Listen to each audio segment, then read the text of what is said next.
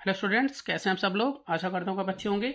स्वागत है आपका मेरे YouTube channel basic maths on tips में। और इस वीडियो में मैं करने वाला हूँ class 10 chapter some application of trigonometry का इंपॉर्टेंट क्वेश्चन, जो कि अक्सर एग्जाम में पूछा जाता है। तो चलिए शुरू करते हैं। तो देखिए, सम में हमें दिया है the angle of elevation of an aeroplane from a point A on the ground is 60 degree. तो ग्राउंड पर एक पॉइंट है ए और वहां से एंगल ऑफ एलिवेशन बन रहा है 60 डिग्री का, जो कि एरोप्लेन के द्वारा बनाया जा रहा है। After a flight of 30 second the angle of elevation changes to 30 degree. जब फ्लाइट 30 सेकंड्स की हो जाती है, उसके बाद एंगल ऑफ एलिवेशन चेंज हो जाता है 30 डिग्री में। मतलब जो एंगल पहले 60 डिग्री था, अब वो 30 डिग्री में चेंज हो गया। If the plane is flying at constant height of 3600 √3 metre. तो अगर प्लेन जो है उड़ रहा है कांस्टेंट हाइट पर, जो कि इतनी दी हुई है, तो हमें बताना है कि उस एरोप्लेन की स्पीड क्या होगी। तो मैं पहले इसका डायग्राम बनाता हूँ ताकि आपको और अच्छे से समझ में आए। तो देखिए, मैंने यहाँ पे डायग्राम ड्रॉ कर लिया है। अब यहाँ पर पॉइंट ए है, इससे यहाँ एंगल ऑफ एलिवेशन जो है वो 60 डिग्री का बन रहा है। और यहां से एरोप्लेन उड़कर जब यहां गया, तो उसके बाद एंगल ऑफ एलिवेशन जो है वो यहाँ 30 का बन गया। तो उसके बाद यहाँ देखिए, हमें यहाँ पूछा है कि स्पीड बतानी है हमें एरोप्लेन की। तो स्पीड का फॉर्मूला होता है डिस्टेंस अपॉन टाइम। तो हमें यहाँ पर डिस्टेंस निकालना होगा कि प्लेन ने कितना डिस्टेंस कवर किया है। तो अगर हम यहाँ देखें तो BC जो है वो डिस्टेंस होगा जो प्लेन ने कवर किया होगा, क्योंकि प्लेन जब ऊपर यहाँ था तो वो 60 डिग्री का एंगल बना रहा था। फिर यहाँ P पॉइंट से वो Q पॉइंट तक उसने ट्रेवल किया। तो इट मीन्स BC का डिस्टेंस उसने ट्रैवल किया। अगर मैं BC मुझे पता चल जाए, तो इससे मुझे पता चल जाएगा कि इसने प्लेन ने कितना डिस्टेंस ट्रैवल किया है। और टाइम जो हमें क्वेश्चन में ऑलरेडी गिवन है कि वो 30 सेकंड्स का है, यानी कि यहाँ से लेकर Q पॉइंट तक वो 30 सेकंड लेता है उसको ट्रैवल करने के लिए। तो अगर मुझे डिस्टेंस पता चल जाए और मैं डिस्टेंस अपॉन टाइम का यूज करके स्पीड जो है इजिली निकाल सकता हूँ एरोप्लेन की। तो अब मैं यहाँ पर सबसे पहले करने क्या वाला हूँ, पहले मैं यहाँ पर AB निकालूंगा और फिर मैं यहाँ पर AC निकालूंगा। AC में से AB को मैं लेस करूंगा तो मेरे पास BC आ जाएगा। सबसे पहले मैं यहाँ लिख लेता हूँ जो जो चीज़ें मुझे मालूम है। तो मैं यहाँ लिख लूंगा एंगल PAB जो है यहाँ 60 डिग्री के इक्वल है। उसके अलावा एंगल QAB यहाँ पर 30 डिग्री के इक्वल है। और हम यहाँ लिखेंगे कि यहाँ BP इक्वल होगा CQ के, जो कि 3600 √3 मीटर इसके इक्वल है। अब हम आ जाते हैं इन ट्रायंगल, पहले हम आ जाएंगे APB में। ABP में हमारे पास क्या क्या है हम वो लिख लेते हैं यहाँ पर। जैसा कि हम देखें कि यहाँ पर ABP एक राइट एंगल ट्रायंगल है, और राइट एंगल ट्रायंगल के अंदर यहाँ पर 60 डिग्री का एंगल यहाँ पर ये बना रहा है एंगल ऑफ एलिवेशन, और यहाँ पर B जो है वो 90 डिग्री है। तो हम यहाँ पर tan 60 का यूज़ कर सकते हैं। तो हम यहाँ लिखेंगे कि tan 60 जो है वो बराबर होगा BP अपॉन में AB के। आप तो जानते हैं कि tan जो है वो परपेंडिकुलर अपॉन बेस के इक्वल होता है। तो यहाँ पर परपेंडिकुलर जो है वो PB होगा और बेस जो है वो AB होगा।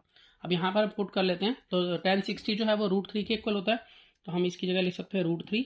अब यहाँ पर हम देखें BP क्या है हमारे पास, वो है 3600 √3 के इक्वल, और AB जो है वो हमें मालूम ही नहीं है। तो हम यहाँ पर AB लिख लेते हैं।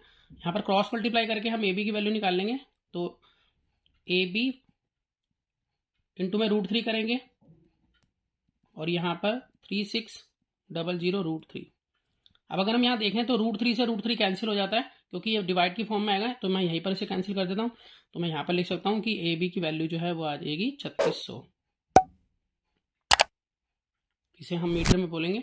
अब हम यूज करेंगे दूसरे ट्रायंगल का, और दूसरा ट्रायंगल जो हमारा ACQ है। तो हम यहाँ पर इसको लिख लेंगे कि इन ट्रायंगल ACQ में, तो देखिए ACQ ये वाले ट्रायंगल के अंदर हम इसमें भी यूज करेंगे tan का। तो मैं यहाँ लिख सकता हूँ कि tan 30 डिग्री जो है वो इक्वल होगा यहाँ पर QC अपॉन में AC के। अब tan 30 जो है इक्वल होता है 1/√3 के। तो मैं यहाँ पर लिख सकता हूँ कि 1/√3 इक्वल है QC जो है वो हमें मालूम है कि वो है 3600 √3, और AC के बारे में हमें नहीं मालूम है। तो यहाँ पर हम क्रॉस मल्टीप्लाई करके AC की वैल्यू को निकालेंगे। तो यहाँ पर AC इजिकल टू, अब देखिए यहाँ पर क्रॉस मल्टीप्लाई होगी तो √3 इंटू √3 3 होता है, और 3 को हम 3600 से मल्टीप्लाई करेंगे तो हमारे पास आ जाएगा ये। तो मैं यहाँ पर इसको इस तरह से लिख लेता हूँ कि 3600 इंटू में √3 इंटू में √3, ये हमारा आ जाएगा 3600 इंटू में 3, जो कि होगा 10800 मीटर के। अब हमें AC पता चल चुकी है और AB पता चल चुकी है। तो हम डिस्टेंस निकाल लेंगे जो कि ट्रैवल किया है प्लेन ने, तो डिस्टेंस ट्रैवल्ड बाय एरोप्लेन ये होगा AC माइनस AB के। तो यहाँ पर हम AC देखें तो 10800 में से हम लेस करेंगे 3600।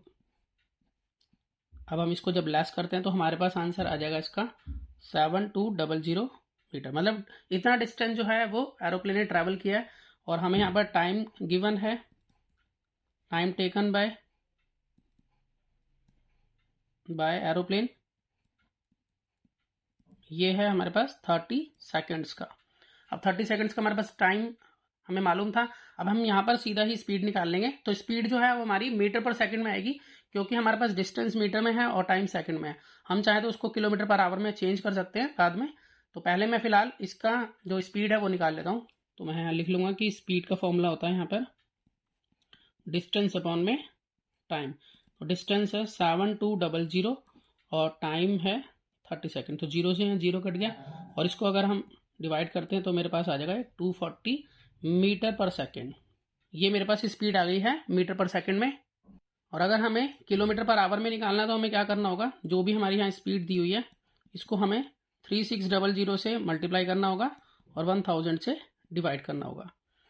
तो इस तरह से हम निकाल लेंगे इसको किलोमीटर पर आवर में। तो अगर मैं इसको यहाँ सॉल्व करूँ तो यहाँ 2 0 से ये 2 0 कट जाता है, 1 0 से ये कट जाता है।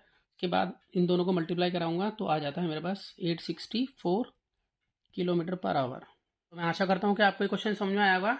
इसी तरह की बहुत सारी वीडियो क्लास 10th के लिए पहले से अपलोड है, आप चाहें तो इन्हें देख सकते हैं। तो मिलते हैं नेक्स्ट वीडियो में और नए क्वेश्चन के साथ, तब तक के लिए गुड बाय।